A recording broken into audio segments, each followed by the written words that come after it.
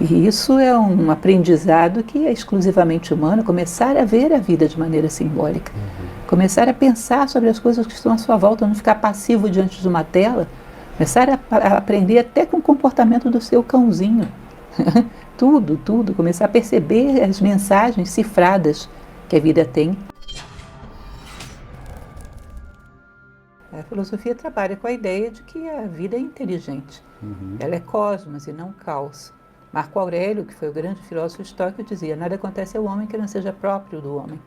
É como se nós viéssemos à vida com uma necessidade de viver certas experiências para essas experiências polirem as nossas arestas e chegarmos do outro lado mais humanos do que entramos.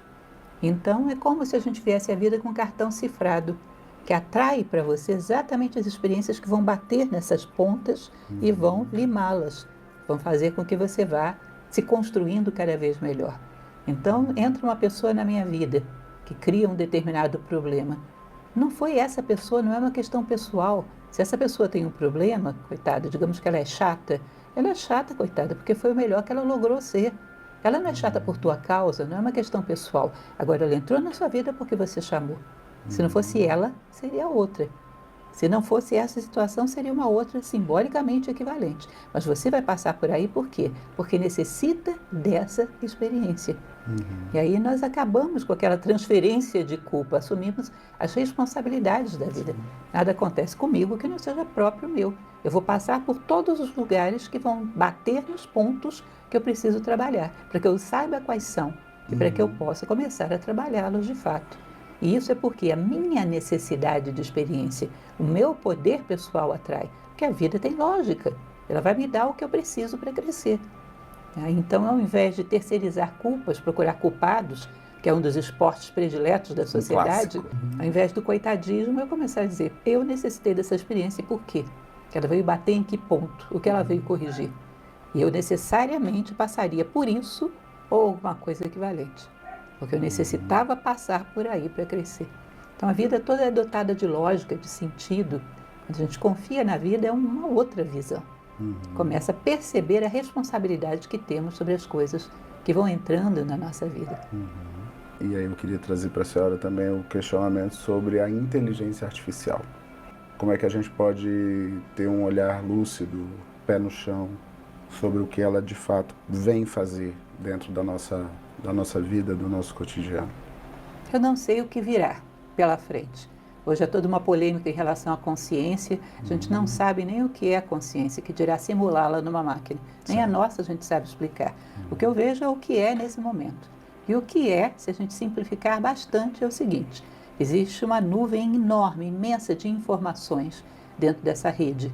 E dentro dessa rede, essas informações são captadas e combinadas entre si, gerando efeitos diferentes que ainda não tinham sido vistos.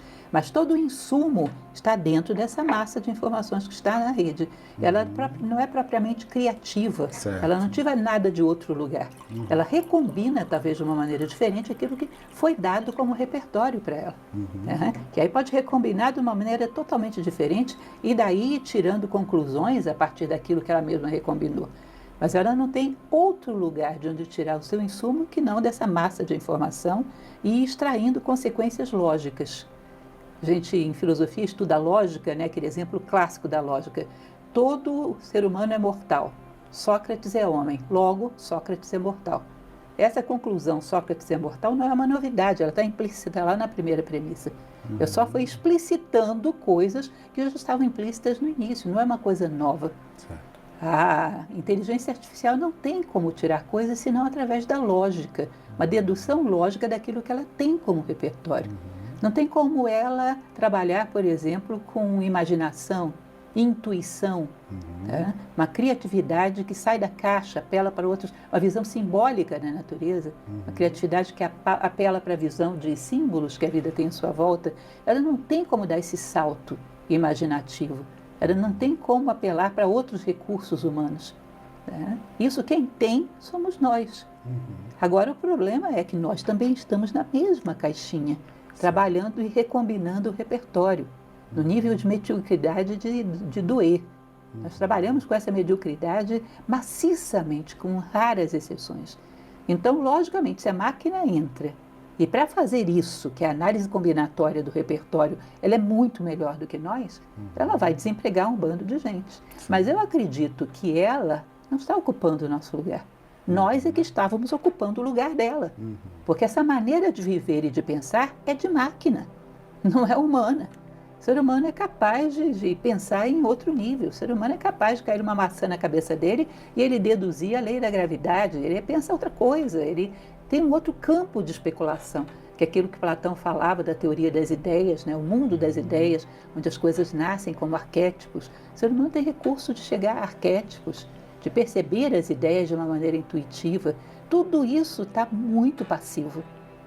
Como se nós não quiséssemos entrar nessa seara, que é exatamente o que nos distingue como ser humano. E agora nós vamos ser obrigados a entrar, porque vai ser o que vai restar para nós. Ou seja, se nós não ocupamos o nosso espaço propriamente humano, se queremos continuar nos repetindo de uma forma medíocre para simplesmente sobreviver, vamos perder o nosso espaço. Estamos concorrendo com uma máquina que não falha, tá? Que não cansa, não falha, não tem distrações, tá? Não tem a velocidade que nós temos, é muito mais rápida, ou seja, não tem como competir. Mas vamos e venhamos, isso é a seara dela. A mente mecânica em cima de um repertório dado, que vai logicamente deduzindo coisas que já estavam aqui nas premissas, isso é o território dela. Ela não está invadindo o território humano, ela está no terreno dela. Isso é mecanicidade. Tudo que não é mecânico, que apela para um recurso a outros planos, isso é humano. Eu fiz uma palestra, uma ocasião, onde eu fazia uma seleção de tópicos que a inteligência artificial não seria capaz de trabalhar. Tipo? Tipo visão simbólica, por exemplo. Tá? Você, às vezes, olhar um determinado momento na natureza e dali deduzir uma lei da natureza ou fazer um paralelo com o que acontece contigo. Tá? Não sei se você já percebeu, por exemplo, quando tem uma tempestade, que as árvores se sacodem violentamente. Você percebe como é bonito aquilo? A natureza é bela até quando destrói, não é isso? Aí você desvia os olhos para um prédio de apartamento. Feio, mal construído, você diz, o homem é feio até quando constrói. O que será que tem de ingrediente na natureza que faz com que todos os estágios do funcionamento dela sejam belos? E muitos dos estágios do nosso funcionamento não sejam, ainda quando a gente constrói. Aí quando você começa a perceber a fidelidade a leis da natureza, aquilo que os orientais chamavam de Dharma, a natureza segue perfeitamente o seu Dharma, enquanto o ser humano não. Enfim, você começa a deduzir coisas de uma tempestade na janela, do comportamento de um animalzinho. Como a gente aprende coisas assim, pode tirar de todos os lugares. Você abre a sua janela, tem 1000 coisas para ver. E isso é um aprendizado que é exclusivamente humano, começar a ver a vida de maneira simbólica. Começar a pensar sobre as coisas que estão à sua volta, não ficar passivo diante de uma tela. Começar a aprender até com o comportamento do seu cãozinho. Tudo. Começar a perceber as mensagens cifradas que a vida tem à nossa volta. A gente começou a criar dogmas que foram esquematizando a cabeça da humanidade de uma maneira tal que ela deixou de ver o que é óbvio. Num primeiro momento havia uma facilidade muito grande de achar que o que acontece com a árvore também acontece comigo. Porque eu e ela somos seres no mesmo painel, no mesmo cenário, no mesmo mundo. Esses paralelos eram mais fáceis de serem feitos. Num determinado momento a gente quebrou isso, disse o homem é o único ser que tem importância, toda a natureza é para servi-lo. Ou seja, eu tenho outro status. Eu não posso me comparar ao que acontece com uma árvore, não posso me comparar ao que acontece com uma água, um bichinho, não posso, porque eu sou um ser todo especial. Na verdade, esse status exageradamente alto que o homem deu a si próprio vem de um dogmatismo, dessa nossa era histórica. Ou seja, tudo que está aqui é para nosso usufruto, nós somos seres muito especiais. Que não é assim. Temos tanto o direito de estar aqui quanto qualquer coisa. Todos estão aqui para cumprir a sua meta, trabalhar a sua evolução e não simplesmente para servir o ser humano. Tá? Então isso foi fazendo com que a gente tivesse pontos cegos. Às vezes tem ali diante de você acontecendo uma coisa que explica um drama psicológico que você está vivendo e você não vê. Essa semana mesmo eu estava lá puxando a água no meu quintal e como o pedreiro que fez o cimento não fez muito regular, tem uns lugares mais baixos que a água corre para lá e forma aquele barro, aquela aguinha suja. E eu estava com o rodo puxando aquela água para o ralo e ela corria para aquela aguinha suja. Eu percebi que o meu pensamento tende a um comportamento muito parecido. Se eu não usar da vontade para levá-lo ao ponto que eu quero, ele tende a acumular no ponto mais baixo e mais sujo. Se eu não coloco a minha vontade para puxá-lo para o patamar que eu quero, ele vai para aquele ponto mais baixo e mais sujo e fica ali. Eu falei, gente, então é uma vontade constante para colocar o meu pensamento no ponto que eu quero. Em qualquer coisa, você pega ensinamentos que você começa a perceber, puxa, isso acontece exatamente comigo. Mas o homem deixou de ler a natureza, deixou de se considerar parte da natureza. E tem um monte de dogmatismos que vão sendo criados, que vão amparando isso. Então a natureza é uma coisa meramente utilitária, tanto que nós nos tornamos predadores. É para a gente utilizar, utiliza do jeito que quiser. Tá? Deixamos de nos considerar parte da natureza e de aprender com ela. A ideia de uma equidade entre os homens, ela também se perde dentro desse princípio. Não é só uma luta dos homens contra a natureza, é uma luta dos homens contra os próprios homens, muitas vezes. E isso é uma coisa que me preocupa, porque, obviamente, todo mundo vai falar, não, as pessoas, a gente precisa proteger as pessoas que são menos dotadas. Eu concordo, as pessoas que são menos dotadas, pela vida, que têm dificuldades financeiras, a gente deve protegê-las. Mas tem algo que, para mim, é mais preocupante do que qualquer coisa. É o fato de que, se você pega uma pessoa que está nessa situação financeira muito difícil, uma situação muito complicada de sobrevivência, e a coloca num posto onde ela tem muitos recursos e muito poder, ela não vai pensar nos novos pobres que ficaram lá. Ela vai continuar considerando que ela tem que ter todos os privilégios e os outros têm que sofrer para que ela tenha aquilo mesmo. Não é uma coisa tão simples e engessada como as pessoas pensam, que todo mundo que está numa determinada situação é bonzinho e pensa na humanidade. Nós todos estamos contaminados pelo egoísmo. De tal maneira que você tira uma pessoa daqui e bota ela aqui, ela é tão egoísta quanto o que estava antes.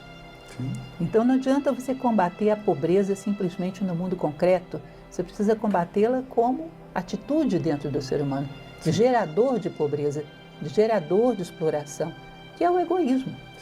É o egoísmo. As pessoas, quando me dizem o problema da educação, a educação deveria ser estendida para todos, concordo com tudo, acho tudo muito interessante, mas o que é educação? A gente está falando de quê? Isso que nós temos hoje forma as pessoas para serem menos egoístas? Aonde? Em que nível? Não tem isso, não existe.